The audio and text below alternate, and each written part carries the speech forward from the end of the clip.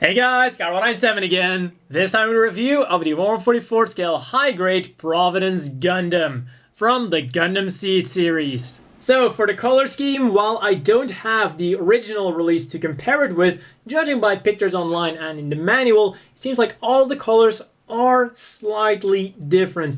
The biggest differences are, first of all, the gray. The light gray seems to be slightly more bluish as opposed to the gray of the original Providence.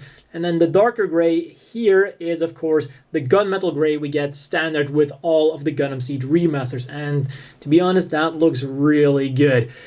Then the red seems to be slightly darker, more of a scarlet tone. And then the one color change I really don't like is the yellow that's used on the remastered. I mean, this is like an icky, sick yellow color. It's really not looking appetizing, and compared to the more bright yellow, like the standard Gundam yellow used on the original Providence, that looks way better. I guess it kind of goes along with the theme of making this a more baddie Gundam, like giving it a sick yellow color, but it would have been cooler just to have the standard yellow. I would have really been pleased with that. Then for stickers, we don't get a lot of them. We just get one for the eyes, and then we get one for the scope of his shield, combo, beam rifle, combo, beam saber. Now, there is something I would advise you to do, and that is to cut out your own main camera and back camera.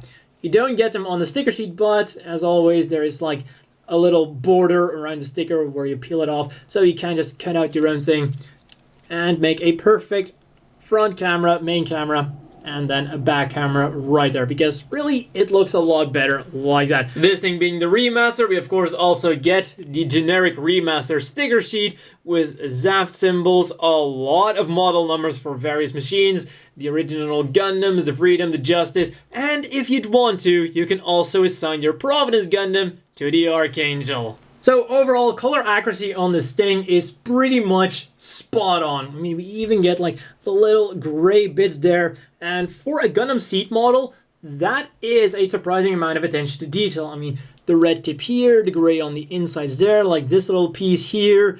As far as Gundam Seed models go, this is definitely one of the better ones. And just with a few completely standard stickers, nailed it. On to articulation. The head goes a bit up, bit down, rotates around until it hits that giant collar, and the arms rotate around until they hit the giant backpack.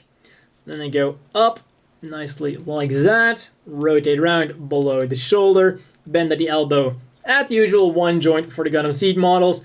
The hands are on ball joints, will wiggle around, turn around, do everything a ball joint does. The waist rotates around that much until you extend it, then you can go around all the way, even with the giant backpack on there. Then, side skirts don't move at all, but the legs are not hindered by them, because what does move is these dragoons on there. So they do move enough out of the way. They move plenty out of the way, in fact, for the legs to go out about that far, which is like the standard for model kits at the time. Then the legs will rotate around a bit, go forwards nicely. Front skirts can be separated, which is not always something you can do with the Gundam Seed models. For example, the Saigu, you can't do it. And then once again, we move the Dragoons up, and then they go backwards like that. So for a Gundam Seed model, that is definitely pretty nice. Yeah, the knees, I mean, damn, those hip joints are extremely stiff. The knees, come on. The knees move about that far, which is kind of bizarre, because you would expect the knees to be able to bend a lot further looking at this joint. You'd expect it to go all the way, but still, for a Gundam Seed era model kit, that is not bad. Just those damn hip joints are so stiff on this thing. Then we have the foot armor, which goes up and down, allowing the feet to go forwards nicely, and they are on a double joint, a hinge at the top, then a ball joint at the bottom, backwards about that far. We'll go side to side, rotate around a little bit, and then even this thruster here at the back also goes up and down. So as far as articulation is concerned, the Providence Gundam is the typical Gundam Seed model kit. Everything moves, not fantastically, but plenty enough to meet all of your demands. And maybe even slightly above average thanks to the way the Providence Gundam is designed, partially because, well, no back skirt, meaning those legs are going to go far, far backwards. Also, separatable front skirt, which is not standard on the Gundam Seed models as a whole. On to accessories, and man, does the Providence Gundam come with a lot of them. A lot of Dragoons.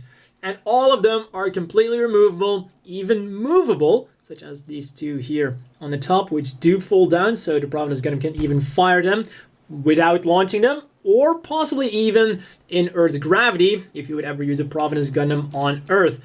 And like I said, you can just pop all of them out. These big ones are connected with polycaps for extra security, whereas the smaller ones are just kind of clicking in there, staying on with friction. And because, well, the gray right now on these remastered Gundam Seed model kits is the gunmetal is slightly thicker than the regular gray because it's like kind of coated, so they're in there very securely. They're not going to fall out. So all the accessories on the Providence Gundam, absolutely perfect. Now for the handheld accessories, first of all we have this beam rifle, and yes, I had to double check. This is classified as a beam rifle.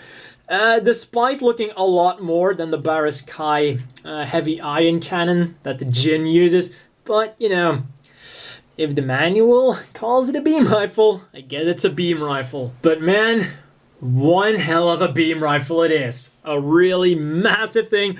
Also has a movable handle right there. Though you're not really going to be able to hold on to it with two hands in its regular firing pose at all.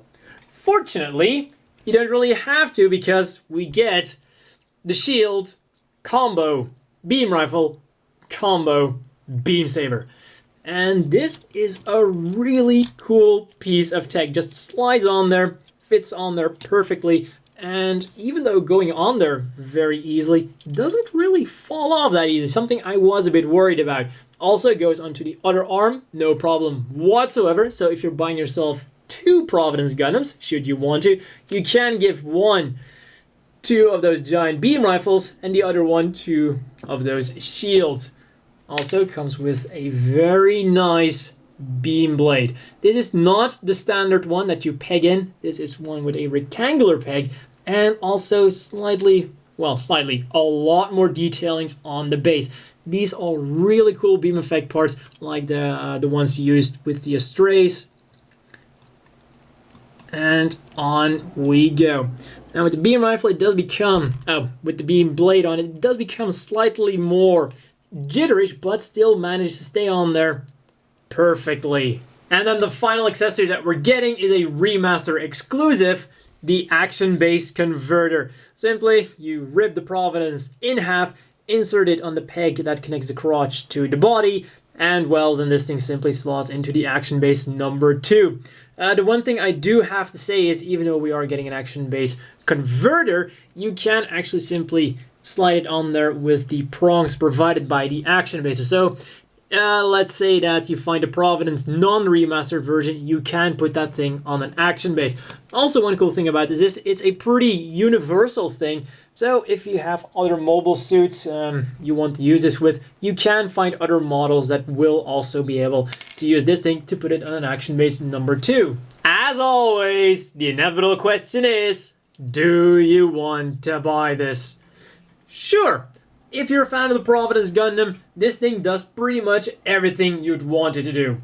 Nice standard articulation, comes with all the accessories you'd want it to come with, except for maybe a stand for Dragoons, but you know, so be it. The 100 scale high grade doesn't come with them, so it's a loss you gotta take. So overall, it's a nice model, but at 1,500 yen, you do get a lot of competition, because for that price tag, you can get a lot of either very bulky mobile suits such as the Zaku 3 Or when you're looking at more modern mobile suits, you can find sometimes even cheaper, like let's say the fantastic Ailstrike Gundam, revived version of course, for an even lower price point, with much higher quality. So while I can totally recommend the Providence Gundam to fans of the Providence Gundam who want one in 1/44 scale, other people, unless you really have something with a Providence, you might want to look at your other options first. But as far as the Providence Gundam itself goes, it has a really cool vibe going on. It's like a bulkier, quote-unquote, bad guy version of the RX-78-2 with, well, fin funnels, since I'm talking about the RX-72, with fin funnels added. So it's got a cool look to it. Also really love the shield it's got going on. And, like I said before, for a Gundam Seed era model kit, it does pretty much everything right. And, well, the only question left to ask is, should you go with this thing or the 100 scale high grade?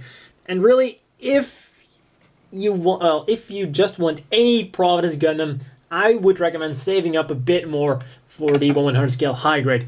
Only get this thing if you really must have it in 144 scale. Otherwise, the 100 scale high grade should definitely be your pick.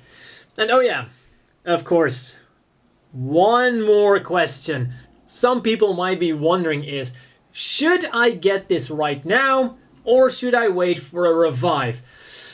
I know at least some of you are going to be thinking now because, well, we are getting a lot of Gundam Seed and Gundam Seed Destiny revives nowadays. I mean, the Strike Freedom has just been announced, and I really wouldn't be surprised if the next one is going to be either the Destiny Gundam or one of the Justice Gundams. But I will say, if you want the Providence Gundam in high grade, get this thing. It's not going to get a revive anytime soon, if you ask me. Like I said, the first one is definitely going to be either the Destiny Gundam or one of the Justice Gundams, looking at their releases for the real grades. And then if after that they're still going to be doing revives, looking at the Master Grade line, they're probably going to go for the original 5 Gundams first, like the Duel, the Buster, the Blitz, and the Aegis. They're going to do those for first. And even if they're still going to give us more revives after that, the first one, well, if they had to choose between the Providence Gundam or the Legend Gundam, the Legend Gundam definitely seems to be more popular than the Providence Gundam. So I'm afraid that this guy is going to be all the way at the back. And, oh yeah, even more damning news for the Providence Gundam. They're probably going to be reviving the Druggies mobile suits first, because, well, the Gaia Gundam was announced as, well, announced as one of the possible revive line, RE100 scale models. So, unfortunately, this guy is definitely somewhere near the back of the line. So, if you want a 144 scale Providence Gundam, the Remaster is going to be your pick. For size comparisons, first of all, here is next to his best friends in Revive version, the Ailstrike Gundam and the Freedom Gundam. Then here is next to his other best friends, the Duel and the Buster. Man, this thing is popular. And finally, here it is next to the standard size Gym Custom and the always bulky Zaku 3. And as you can tell, the Providence Gundam, as far as head height is concerned, is slightly on the smaller side. I mean, even with his giant backpack, the Zaku 3 still reigns supreme. And well, that's all for this review, and see you guys next time.